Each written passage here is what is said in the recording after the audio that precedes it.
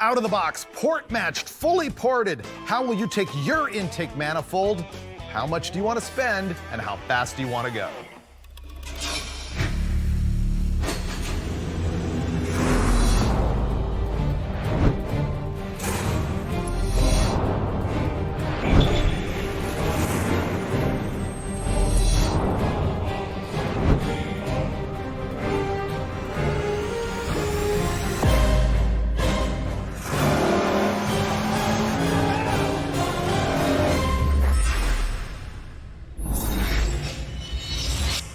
Here's another one of those episodes that a bunch of viewers asked for. It is intake manifold port matching worth it for power? Now, if you're not one of those people who asked for it, maybe you don't know what I'm talking about, so let's explain. I'm gonna take my intake manifold, which of course bolts to the engine. The air and fuel mixture passes through these ports and into the holes in the cylinder head. So that's an intake port, that's a port that is on the cylinder head. We're gonna try and match the size of both of them. I'm working with a small block Chevy here, so I'm gonna reference some Fel-Pro intake manifold gasket part numbers. They have different part numbers for larger ports. This one is a 1205, which has a smaller port. The thing is, when you buy an aftermarket cylinder head for your small block Chevy, many of them that are the ones I would consider even buying have a larger intake port, and they take the 1206 gasket, which is larger. So let me lay these two gaskets right together to give you an idea of how intake port sizes can change. So if you look really carefully there, you can see that this 1206 is a taller port than the 1205. So the question is, if you take an intake manifold that has a port hole that's the size of the smaller gasket, and you put it on a cylinder head that has the size of the larger gasket, does it make power? Would it make more power if both holes were the same size? I can tell you right now, the worst case scenario is if the intake manifold actually is larger than the cylinder head, then you've got the airflow trying to go this way through a big hole and all of a sudden stepping down to a smaller hole. That's the worst case scenario. And in that case, you're gonna see a big benefit by switching to a head that has a larger port. The big question though is, what can you do to your intake manifold very easily to solve this port mismatch situation? So all of the intake manifolds I have here are the same casting. They're all an Edelbrock Super Victor. They're a part number 2925. If I take this 1205 gasket and hold it up there to a stock intake, you can see that the match is pretty good. If I take the 1206 larger gasket and hold it up there, you can see that the gasket is larger than the port. And that tells you how it's gonna mismatch when you actually take a head with this size hole and put it on an intake manifold with that size hole. That is what port matching is all about. So here's what we're going to compare. First of all, an intake that is completely untouched straight out of the box. This is $350 at the time that we shot this at summitracing.com. Next up, I took the very same intake manifold, sent it to a buddy who ported it for me for 150 bucks, or port matched it for me rather.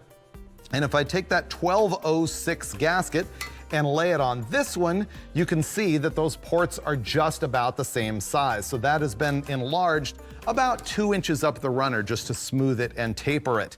So that one is going to be the port matched intake manifold. Now, I couldn't leave well enough alone, so the last thing that I did is top end. This is a manifold that is ported by Wilson Manifolds, which is a top name in intake manifold construction and porting.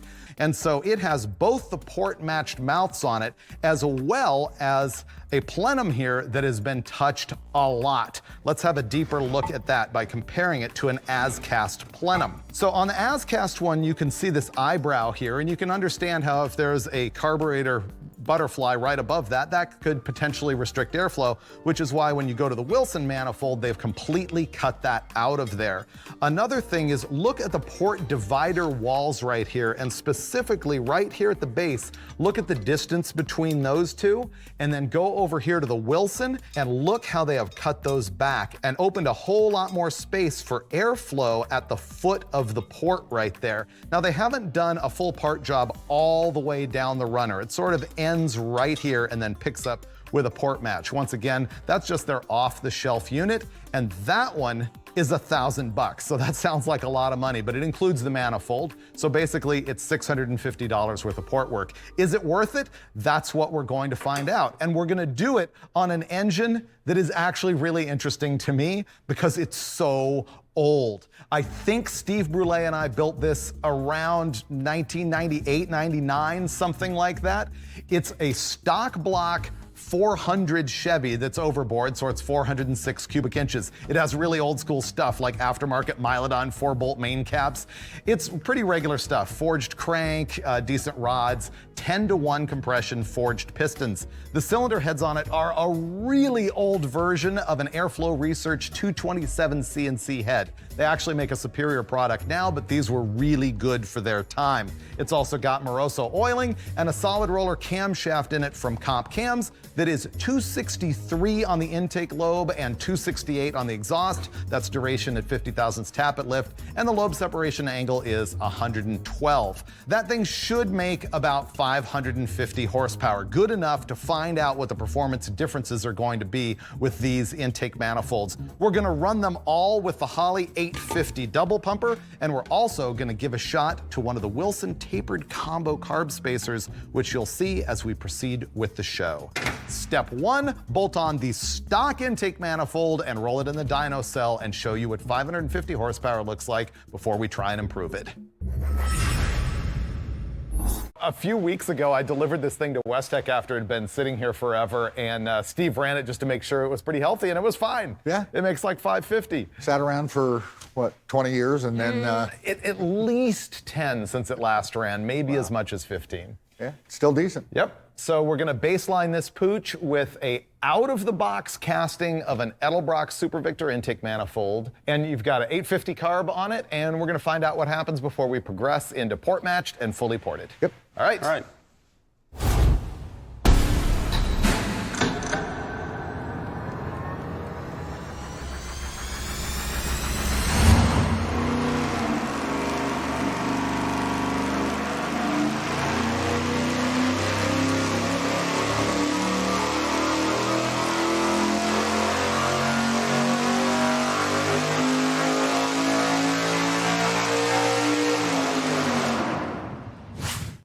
Man, that thing really pulls for an old dog. Yeah.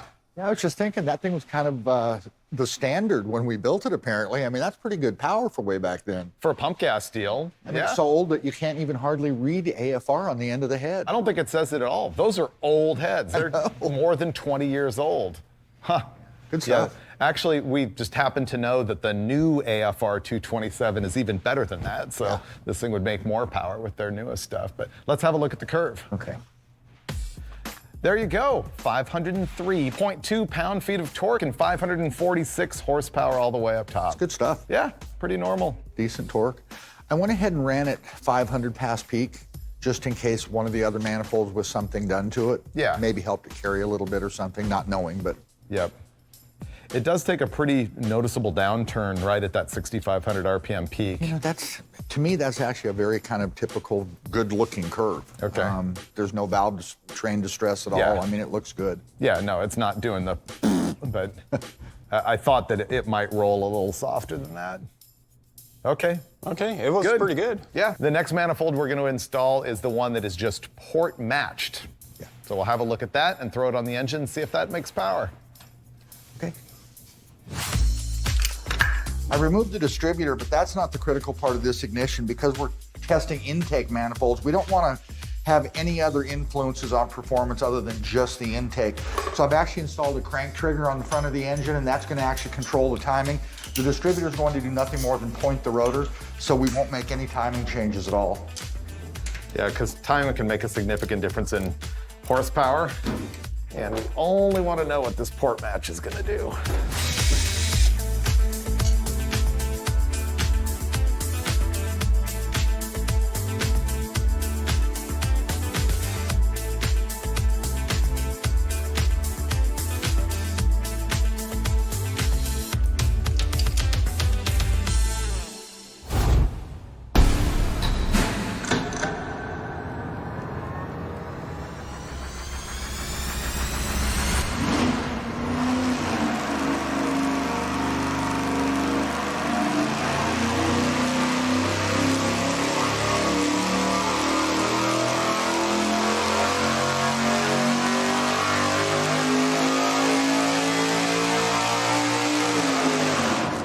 Our new power numbers with the port-matched intake manifold are 554 horsepower and 503 pound-feet of torque. But how does the curve compare with the out-of-the-box intake? There you go. Made more of a difference than I expected. I think that's clear. So the black line is the port-matched and red is out of the box. That looks just like airflow. Yeah, it's just like airflow. How much are we talking here? It doesn't matter down here where there's not that much demand, but it picks it up on top. So the difference at peak in horsepower is 8.1, but really that difference grows with higher RPM. We ran it all the way to 7,000 RPM, even though it peaks at 6,500. And that's where you would want to shift the thing if you were drag racing it, and it's got more power above the peak than before it was ported. We actually saw 11.9 horsepower difference up at 7,000 RPM, so pretty good. Can I say it? That's huge. Is it huge? It's huge. Is it actually huge? Huge. Really? Yeah, 8 to 12 horsepower for a tiny little port match. Now, that adds up. That's big. For essentially a free mod if you did it yourself. Yeah. Yeah. I would say huge. Yeah, not bad. Well, one thing I dragged out here that could make an even bigger difference if you're port matching. Look at this big block Chevy Super Victor here. It's an Edelbrock 2927, and it has a distinct little roll right at the end of the port. And you've seen that cut out of there before and seen even bigger differences than this. Yeah. Like to the tune of 20? 15-inch to 20. 15 yeah, to 20. It was just amazing. Yeah. So I guess port matching matters more than I thought. The question is, does a full double throwdown Wilson port job matter? We hope. We hope. And that's the next intake we're going to install, which I say it's double throwdown. It's an off-the-shelf porting that they supply as sort of a universal part, not a custom fit. Yeah, it's not a full-blown port job, but Right. it does the plenum area and the port match and kind of leaves the runner alone in between. So can it beat 554? Cross your fingers. We'll find out pretty soon.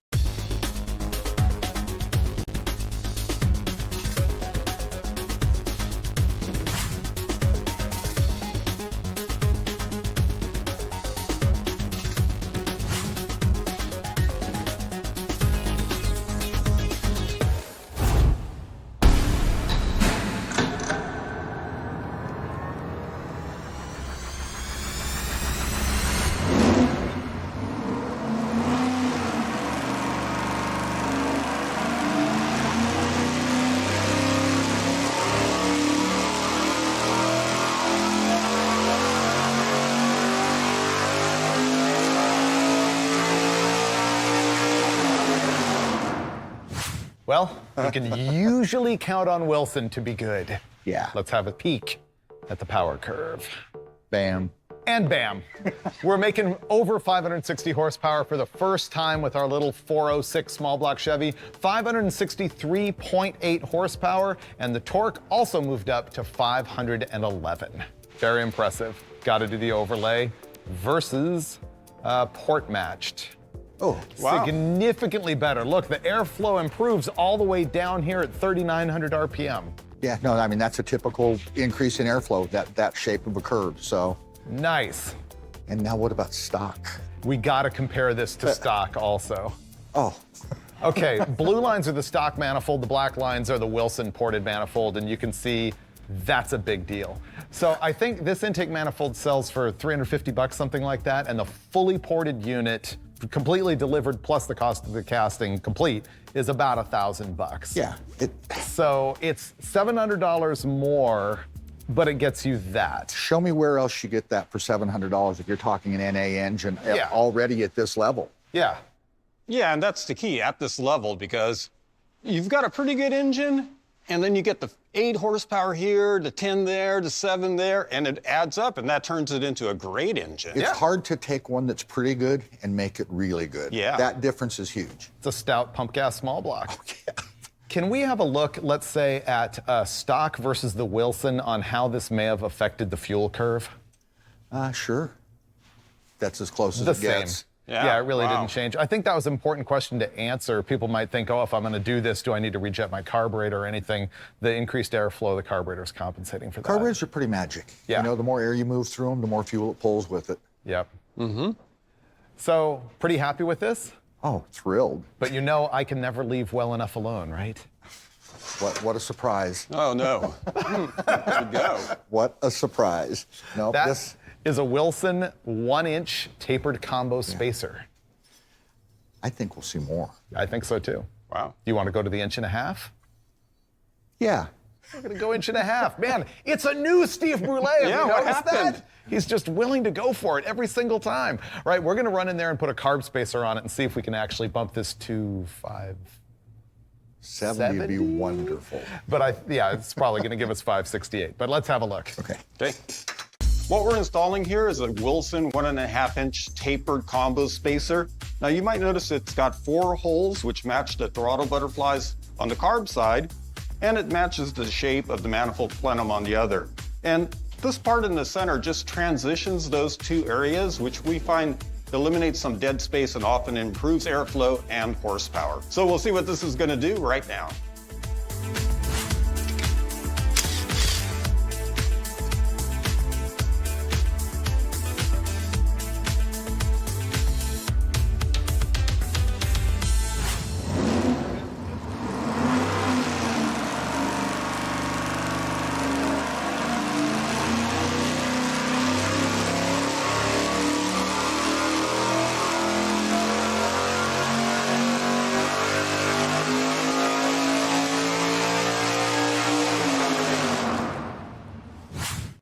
I think I'm happy. You may have gotten your wish. Maybe. Let's see. Aha! 570.3 horsepower, Yep. 517 pound-feet of torque. We're gonna overlay that to what it did without the spacer. What? Get out. That is a beautiful curve. That is huge. Look how the spacer actually eliminated that little whoop-de-doo in the curve. That intake loved that spacer. And the story about the increase at peak does not tell the story because the meat is all in here. Well, and that's what Keith had mentioned, part throttle, so maybe that also affects kind of the RPM on the way up mid-range. Right. Maybe there's a slight improvement there. You know, it just did everything right. Wow. That's nearly the difference that we saw with the port match. Yeah. Okay, do me a favor. Pull this manifold off, and I want to see where we started baseline with a stock as-cast manifold versus where we are right now. Wow! Okay, the red lines here are where we started today with the as-cast manifold and no spacer. The black line's where we are with the Wilson ported manifold and the tapered combo spacer. I think that's like, It's like 2-3. 23 23, I think. horsepower difference. Wow! Yeah, that's worth every penny. That is the difference between being your average schmo at the bracket races or having some guy go, Yeah. man, that thing runs good. Yeah. What's up with that? Yeah, that's pretty cool. Air fuel. We're looking at the curves of the air fuel ratio, and the black line is with the spacer, red line's without. It's the same. Yeah, it's within a tenth or so, but yeah, it Yeah. actually, I saw a couple numbers go by that looked like they were maybe a touch richer. And I can only attribute that to the tapered combo portion of it. We'll frequently see that in a 4-hole spacer, Yeah. where the signal increases, and I'm just going to say that that's the top half of that tapered combo that's increasing the signal. But very close overall if you, by the graph. I mean, same shape within a couple of tenths. I can't believe it. Made us look like we knew what we were doing No, almost. it makes Keith Wilson looks like he knows what he's doing. We knew I who to think. call. Yeah, we Right. know exactly who to call. All right, so let's get to the final conclusion part of the episode. Intake manifold porting. Steve Dulcich. Worthwhile in a lot of cases, as proven right here on the small block Chevy. I guess so. I was really surprised by the port match. Me too. That alone was a bigger jump than I expected. Yeah, I mean, all of the stuff is cumulative, so, you know, we made a good engine really, really good. So let's say that I will repeat what I said earlier. I don't think port matching ever hurts if it's done properly. It doesn't always help, but we saw a big gain. Yeah, in this particular case. And I think the same is true if you probably get a Wilson ported intake manifold. I'm going to say that never hurts. Yeah. And I'm going to say most of the time it makes big changes. Go to the right guy, you get the right results. Exactly. Yeah. Okay, so carburetor spacer conclusions. You know, generally, tapered combos and opens have very similar results at wide open. There may be some questions about what they do at part throttle. The tapered combo might be a little better because it's kind of a 4-hole that improves the signal of the carburetor. a little bit with the same top end results as the open spacer. My choice is the tapered combo these days. Yeah, I've sort of switched that way over the course of doing the show. Yeah, I have too. And so it's certainly, I never see any less power with one of these than an open. Okay. So I think there's something to be said for the part throttle stuff. Almost always we can find something by adding some height to an intake, not every time, but most of the time. And in this case, it was just win after win. Yeah, it really was. I think the ultimate takeaway from the episode, though, is you take a basic combo with off-the-shelf parts and you just whittle away at it and make it better and better and better, and you make significant changes from 546 or 7 horsepower to 571. Yeah, I call it love rubbing. You just take those little, just a little at a time, and you just polish it up, and it just gets better and better till it's magic. And someday I want to do an episode where we take all those little things and add it up to every trick in the book on one engine in one episode and find out how much we can gain. That would be cool. Yeah. And if we do that, you can bet for certain it will be on a future episode of Engine Masters.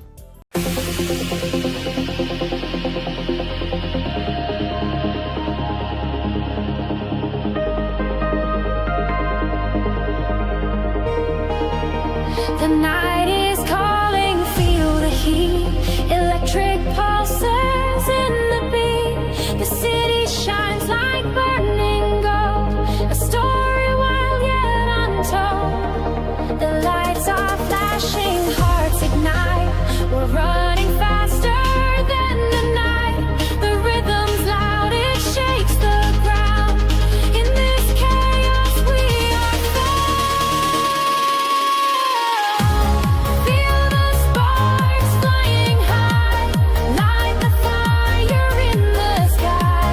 Dancing shadows never fade. We're the storm we've always made.